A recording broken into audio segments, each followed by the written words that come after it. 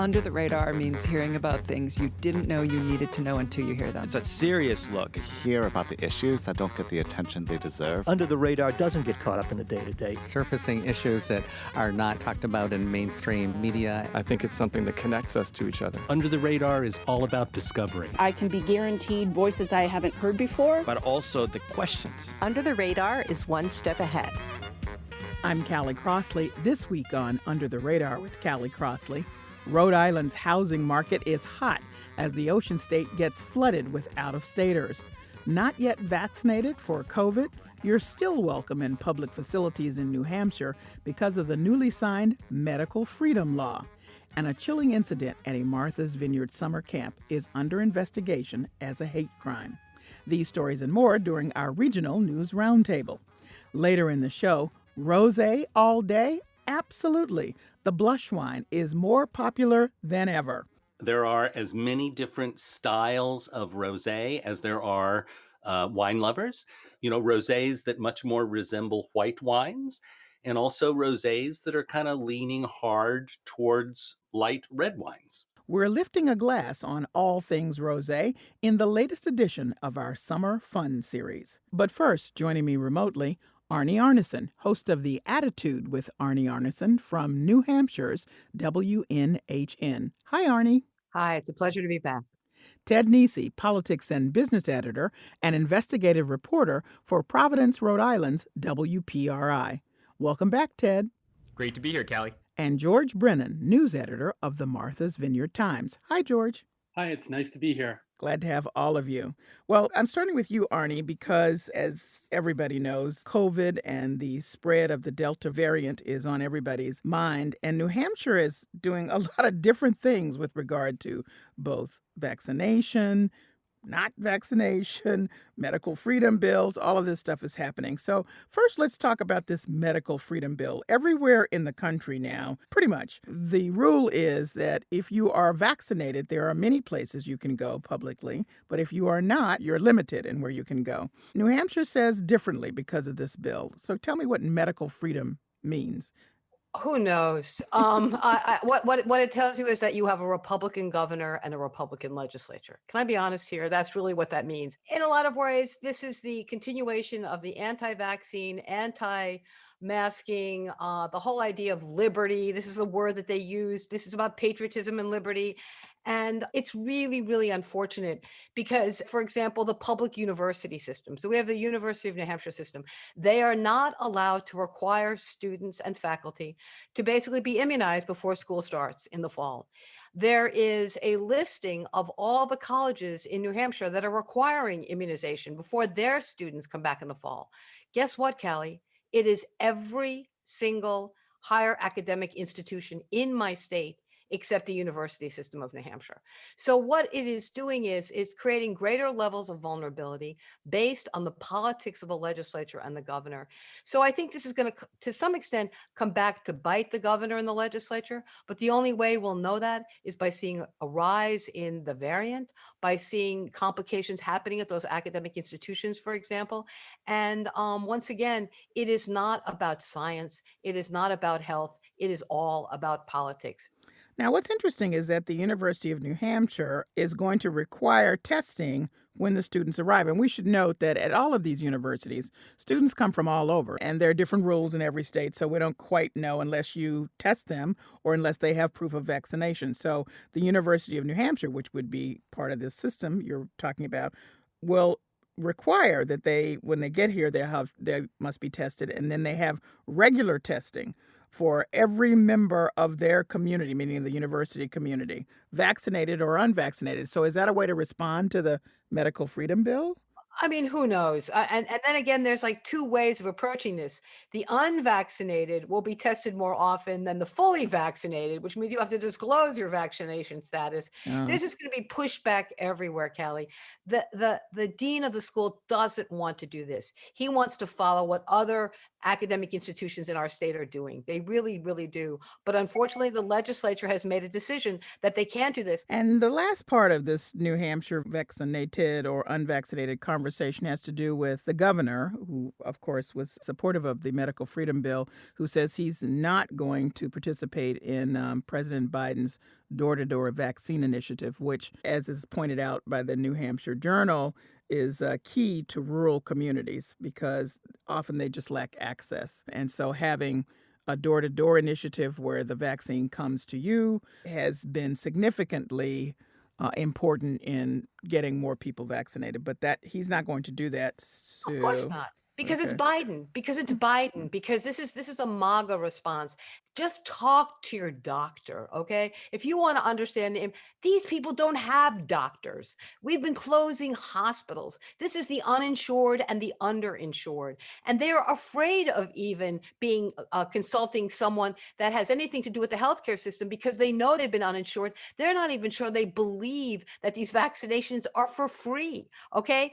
So again, one of the reasons why Biden wants to do this is that he wants to go where people are. He wants to make it as convenient as possible. He wants to make sure that if they're working 3 shifts, we can work around those 3 shifts. The governor, again, is not doing what is appropriate for the science and health. What he sees is Biden says A, he will say B. He should look at the northern part of my state where you see a greater number of unvaccinated. They're rural, they're poor, they don't have access to medical care. And once again, what is he doing? He's putting politics in the way of them being able to easily and seamlessly getting vaccinated. We should do whatever it takes. He chooses not to. Well, Ted Nisi, politics has long been a part of this whole vaccination conversation. What does it feel like there in Rhode Island in terms of a response to the rise in the cases because of the Delta variant? I note that Rhode Island has a 4.35% average positive test rate. That's from the beginning of August, and 302 new cases as of August the 4th. You know, Rhode Island is, like most of the Northeast, near the top of the vaccination percentage on the rankings there. And so there was a feeling as the numbers plunged in April and May that we licked this thing. You know, it's going to be around and we got to be careful, but, you know, this is good. And to see the case numbers rising so rapidly, I think has left a lot of people frustrated, especially the people who feel like they've done everything right. They got vaccinated, they wore their masks when they were supposed to, they thought they were getting back to more normalcy. But then the other thing is, I think, you know, it's interesting the comparison with New Hampshire, where there's much more political controversy because the Republicans are stronger up there. In Rhode Island, a just heavily Democratic state among all the elected officials, there's generally been less, I would say, controversy among the political leadership about, you know, which measures are right. There's been some, but there's been a lot of uniformity around that. But now I think you're starting to see more disagreement about what to do. You know, do you bring back an indoor mask mandate or something like that? Just this week we saw Governor McKee has said, you know, he's watching it, but he doesn't want to take any steps right now other than telling people to get vaccinated. But then the treasurer, another Democrat, Seth Magaziner, who's preparing to run against McKee next year, instituted a mask mandate as of Thursday, August 5th in his offices that he controls, you know, partly to show a more aggressive response. And I think there's just some confusion. Like, there's not a lot of public support for restrictions coming back, but they also don't want, like, I mean, there was a point where Rhode Island had, according to the Financial Times, the most COVID cases per capita on the globe. That was last winter. So, you know, Rhode Island is such a dense and small place, it could get out of hand quickly, and we've seen that. So I think there's just some nervousness and some frustration. Well, we know here, George Brennan, that Governor Baker has been pretty clear about what he's not going to do. He's reluctant to respond to a mask mandate. In fact, he said he's not going to do it. He's reviewing possible other changes, but he's pretty firm about trying to let the local communities make their own decisions. And what I think is interesting, just looking at the numbers, Massachusetts has a 2.3% average positive test rate, but our caseload is up. We've got 1,000 cases, new cases as of August the 4th. As all the doctors have told us, this Delta variant is something to pay attention to. It's really quite scary, but it inevitably leads to politics because there's a lot of pressure on Governor Baker here in Massachusetts. Yeah, there is. And, you know, we have a lot of visitors right now, too. And that's an issue. Here on the island, you know, we have 100,000 more people here. And it seems like even more than that than we typically do. and they're from all over the country. And so With different protocols, you know. absolutely, Mhm. there's people here from, southern states. We get a lot of people from New York and New Jersey and Connecticut. So some states, they're dealing with the same types of protocols that we're dealing with here. On the island, the cases have remained somewhat low, although there have been 4 samples of the Delta variant detected here. That's a concern, when you have all these people and they're crowding into restaurants and they're crowding into the flying horses and all the things that are open here. You know, that's why the health officials here about a week ago said, let's issue a mask advisory following on the heels of the CDC for indoors. They haven't made it a mandate either, but we had the health official in Tisbury going door to door, you Mm. know, letting businesses know you should put a sign outside that says if anybody's coming in, please wear a mask, and asking people indoors that if they greet someone from the public to be wearing a mask when they're doing it. So there are new initiatives being put into place as a result of this slight uptick in cases here on the island.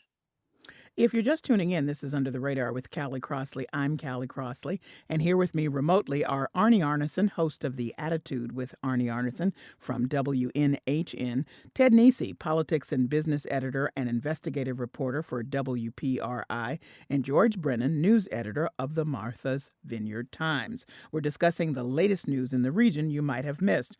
And back to you, George, something that became a story about COVID and the Delta variant and policies and protocol in politics was, of course, President Barack Obama's 60th birthday, planned on the island, that island that you already said is really crowded with 100,000 extra people. About 500 people were expected to come to his party. By the way, we'll say up front that these plans have been changed as a result of pushback, but he was going to have it at their new house in Edgartown on the island. And just so that you have a sense of how political that this got, a birthday party, here's White House Press Secretary Jen Psaki, followed by Massachusetts Governor Charlie Baker, commenting on former President Barack Obama's planned birthday party on Martha's Vineyard.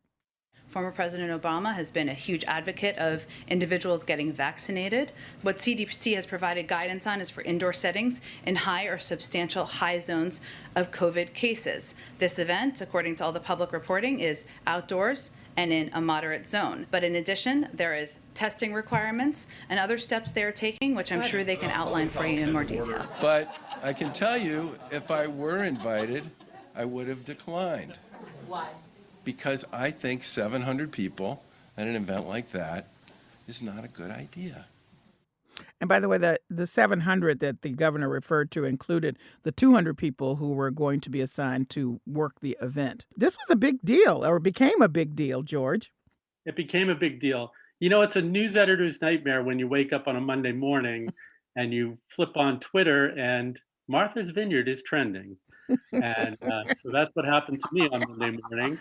And you try to realize why, and it's the former president is planning a birthday bash on the island. And we got to work on it and trying to get the pulse of the community. And it was mixed. There are people who are saying, look, we're putting 30,000 people at Fenway Park every night for a Red Sox game. People were outdoors a week ago at Beach Road Weekend on Martha's Vineyard, enjoying some great music in Vineyard Haven. So do we really need to tell the former president that he can't throw himself a 60th birthday party at his estate, going to be outside, he's going to have a COVID coordinator? And then there are people who are saying, it's just not the right look, given that the CDC had just come out with, new guidelines. And the spread of the virus across the country and a slight uptick here on the island. A month ago we were looking at 0 cases here, and everybody was feeling pretty good about moving forward. But we have had a slight uptick. Delta variant was detected in some samples. So there were people here who were saying this just a little bit maybe tone deaf to have that many people together for a party. So a couple of days went by and the former president has decided to scale back significantly. What that means exactly, we don't know. We have been told it's less than 100 people that are going to be there, family and friends. It's still going to be a party, and it's still going to be outdoors, and they're going to follow COVID protocols, but it's going to be far fewer people than they had planned to have. Interestingly, just did a little check before we started this to find out what's the room availability on the island right now. Exactly. All those people are still here. You know, even some of the people I'm sure who were invited to this gathering came to the island, and there's no rooms to be had here, maybe one or two here and there, and you're going to pay a lot of money for them. But there's a lot of people here, regardless of whether the former president has his party or not. Well, that's what I was really curious about because there were virtually no rooms when I was there a couple of weeks ago. And you will still pay a lot of money for them, even with that. So I figured if these people were halfway there or all the way there, they must have rented houses, most of them, because there wasn't really a lot of hotel space available, even if you wanted to pay a lot of money. So that's kind of interesting. Yeah, absolutely. I mean, the island is full. You cannot get around. If you have to get from Tisbury to Edgartown right now, you need to plan ahead, give yourself a good, 30 to 45 minutes in order to get there. It's crowded. Well, here's the thing that I'm curious about, George. So when those people made all of the reservations and booked the houses or whatever, the island still makes money, right? Because it's too late for them to cancel. And I mean, if they did, they had to pay something still, right? Yeah, most definitely. The island has seen a lot of benefit from that. Short-term rentals, the amount of taxes coming in, because we do tax all short-term rentals now, even during the height of COVID in 2020 was way up, and it's significant now as well. There are lots of Airbnbs, but you can't get one now. They're just not available. So I think it wasn't about the money, and it wasn't that he wasn't going to be aware of people, exercising protection for COVID. It really was about the look. We are living in an extreme situation on so many levels. And let's remember, he is still a very powerful and important Democrat, and how he behaves sends a message. Ted, you want to weigh in on that? This is not the first time we've seen people get mad because they feel like there's one set of rules for regular people and another for, the powerful, the politicians setting the rules. In this case, it seems like at the same time, Obama was kind of caught with, if you're vaccinated now, at least until very recently, you were supposed to be able to kind of go back to your old life. It does seem like Delta probably required him, as Governor Baker said, to readjust. But I think it also just shows how frustrated people are, the feeling of not even being sure what to do. It's like, all right, the CDC is saying, it's getting so bad we should all be wearing masks indoors again. But then the guy who helped make Joe Biden the president is having a huge birthday party on an island that's already densely packed, and not too far from P-Town, which had its own Delta issue last month. So, I think that's going to continue as long as there's concern about COVID and restrictions and everything. I think people are going to be on watch for folks who they think are breaking the rules, even if they're not actually breaking the rules necessarily. I would agree with that. I would add one thing. The guests, the original 500 guests or nearly 500 guests, were asked to donate to Obama's various programs having to do with supporting young Black men and other things of that nature. So there actually was some, quote, quote, good benefit out of the party even before all the controversy happened. And the second thing I would say is that this was a party that President Biden turned down. Now, obviously, he was invited, and that wasn't a good look for him, as you can imagine. So I think maybe that, more than anything else, got everybody thinking, you know what? No. So anyway, more to come, because I'm dying to know who the friends and family, the ones that made it inside the circle, were. Maybe George will know the next time we talk. Yeah, it's like I think, Callie, a lot of us have learned, especially people my age. I'm in my mid-30s, and therefore a lot of weddings happening among my friends. You find out if you were in the first tier of wedding guests or the second tier when they had to do the scale backs for COVID. I have two friends who were excited because there were enough rejections or RSVP declines for a wedding recently that they both made the second round for those seats. So I think it's the new etiquette of COVID. There you go. All right, moving on, because there are a lot of folks, Ted, from out of state flocking to Rhode Island because it's perceived, or maybe it's a real story, because I thought real estate was up everywhere, that you can get a bargain, I'm using that word loosely, in Rhode Island. What's the story? So Rhode Islanders have been astonished over the last year, I would say, to see the run up in house prices. They were already climbing before COVID, but people are stunned, and I know that's happening in a lot of places, to see how much more a house in their neighborhood is going for compared to even last year, let alone 2 years ago. And one of the reasons for that is, if you think about it, unlike Massachusetts or Connecticut, Rhode Island's small enough that you don't need that many people from out of state to come in to make a real impact in a way that Rhode Islanders going to Massachusetts doesn't sort of, have as big of a ripple effect. And the Association of Realtors in Rhode Island reported this week that there was a 69% jump in the number of out-of-state residents buying homes in Rhode Island during the spring of this year compared with last year. And it's up overall. Most of those people coming from, as you'd expect, Massachusetts, Connecticut, New York, but also some from California and Florida. And you summarized it well there, Callie. I live in Rhode Island. It is, a lovely place. It has its problems, but everybody does. But it's beautiful. It's very convenient you can go one way you're in the beach, the other way you're in a rural area. There's Newport, there's Providence, etc. And also it's very convenient if you work in Boston. If you need to get to New York City, it's right on 95. There's the train station. And then on top of all that, particularly for the people from Massachusetts, I know, it is a bargain compared with Massachusetts. And I think that's part of it too. As we're seeing all over the Northeast, Rhode Island just doesn't build many new houses anymore, which means it's sort of an endless war between everybody for the remaining houses that were already built, because there's so few new ones that ever come on the market. So I just note that the interest and the buying and the uptick is 69%. That's a lot more people buying. And it's rare that I know people personally who are part of a trend, but I actually know 2 or 3 people who have done exactly what you said, lived here and bought there. Well, tell them I'd love to get drinks if they want a few tips about Rhode Island. I'm always looking to meet new neighbors and new people down here. But yeah, I was talking to someone just this morning. Some people listening might know the town of Barrington on the East Bay, which is one of the wealthiest towns in Rhode Island, has one of the best school systems. And a friend of mine who's lived in Barrington for years said to me, I was mentioning this story that I was doing the show today, and he said, it's amazing the number of Connecticut and New York plates you see right now in Barrington, which is sort of the visible sign there of how many people from out of state are going. So I think it's probably also disproportionately affecting certain desirable towns where they're really seeing it in those places, because that's where people are going. Wow. Okay, well, back to you, George, for a very sobering story. I first heard about this a few days ago, and it's a little intense.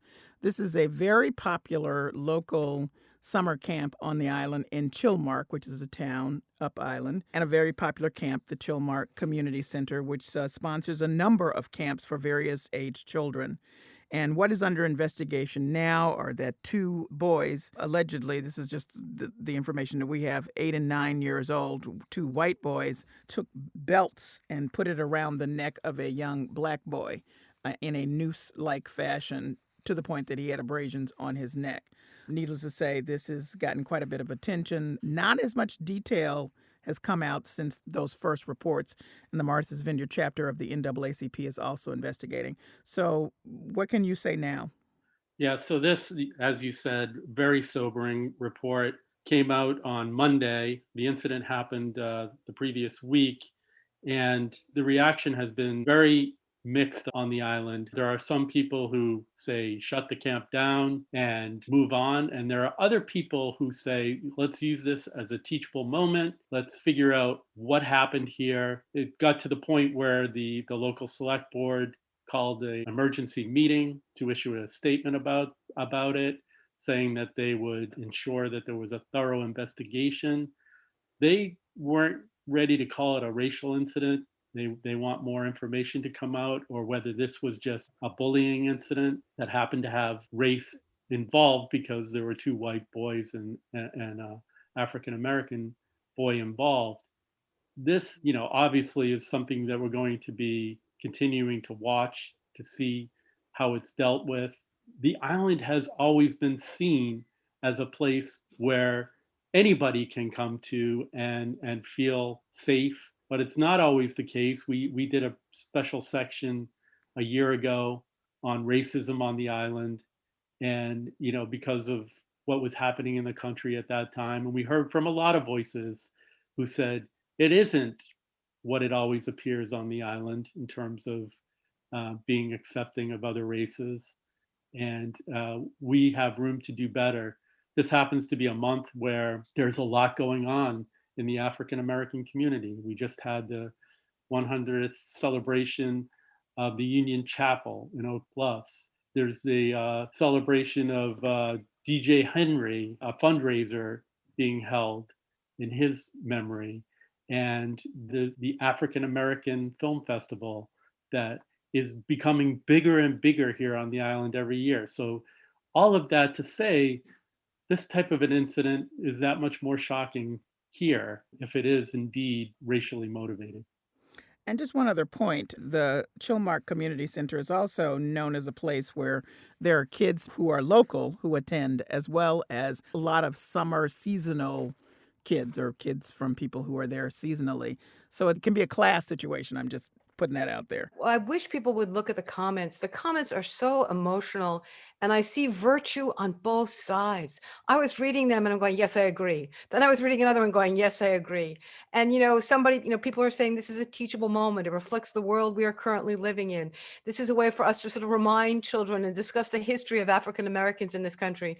And then there's on the other side, let's not center whiteness right now with the teachable moment stuff. A young child of color attending a camp should feel safe in the community. And I want to remind everyone, you know what this really goes back to? This is why when you see legislation about divisive concepts, this is why when you see legislation pushing back against the 1619 Project, or, all the things we're seeing, we have to talk about our history. Because guess what? That story of those two little boys and that young Black kid, that's history now. That happened a week ago. That's our history. How do we handle it? How do we learn from it? And at the same time, understand children are going to have to live together. They're going to have to play together. How are we giving them information so they know what they're doing? They're not reflecting what they know. They're reflecting their families. They're reflecting their towns. And frankly, they're reflecting the world we are living in right now. Yeah, it's gonna be more than a small thing. I think we'll be hearing about this for some time. Speaking of emotional, Ted Nisi, Rhode Island celebrates a holiday all by itself, Victory Day, and I did not know this. Some people may recall there was a VJ Day way back in the day, as we say, but that language got changed, and in Rhode Island, they've clung on to the Victory Day. Before you say more about it, let's listen to a veteran talk about the importance of Victory Day to him. We celebrate it, however morbid it is because of their lives that were happened to be taken. But it was necessary because in the end it saved many, many, many lives. So there you go, Ted Nisi. Rhode Island standing alone again. So it's this coming Monday. It's always observed the second Monday in August. Now, I will say it's a holiday, government offices are closed, banks are closed, but I don't get it off. Most people who work for in the private sector, it's not observed nearly as frequently as a paid day off. Rhode Island had a huge role in World War II. Multiple future presidents trained here. The manufacturing industry was a huge part of it. I believe roughly 1 in 10 Rhode Island residents served in World War II. And so 3 years after the end of the war, they passed a law creating Victory Day, and it was always called Victory Day, but they marked it on, as you said, Kelly, what was called VJ Day in 1945, which stood for Victory over Japan, just like there had been VE Day, Victory in Europe, a couple months earlier. And because it was in August, it was referred to colloquially usually as VJ Day. It was VJ Day, and that, as the years went by, that became more and more of an issue in the Japanese community, who felt sort of threatened by it. You had pushback in the 80s from Japan itself and from representatives of Japan here saying, why is this little state singling out Japan, a victory over Japan? And traditionalists and veterans have pushed back and said it just happens. If Germany had surrendered second, it would have been VE Day. But yeah, it continues to be a holiday and a source of some controversy when it comes around every year. And one thing I'm curious to see is, there are fewer than 2,000 World War II veterans still alive in Rhode Island. Obviously, we're so many years since the end of the war. And I do wonder if when they have passed from the scene and when they're not around to talk about their experience and why it's important to them, if it will fade away or be changed in some way that nobody wanted to do when they were still alive and might feel personally hurt by it. But for now, Rhode Island, the only state in the country with a holiday this week. Thank you all for joining me today. You're welcome. Thanks. Thanks for having us. Arnie Arneson is the host of The Attitude with Arnie Arneson from New Hampshire's WNHN. Ted Nesi is the politics and business editor and investigative reporter for Providence, Rhode Island's WPRI. And George Brennan is news editor of the Martha's Vineyard Times. Coming up, it's a rosé party and everyone is invited. That's the tagline for the producer of La Fête du Rosé, a blush wine a lot of A-list Miamians are sipping on the beach. And judging by the skyrocketing sales of rosé wines, everyone is at the party. And that includes serious wine drinkers and young consumers who these days choose wine over beer. Rosé producers are meeting the increased consumer demand with new styles of rosé, exciting wine lovers and making enthusiasts out of wine drinkers who declared they'd never go pink. That's next. This is Under the Radar with Callie Crossley. I'm Callie Crossley.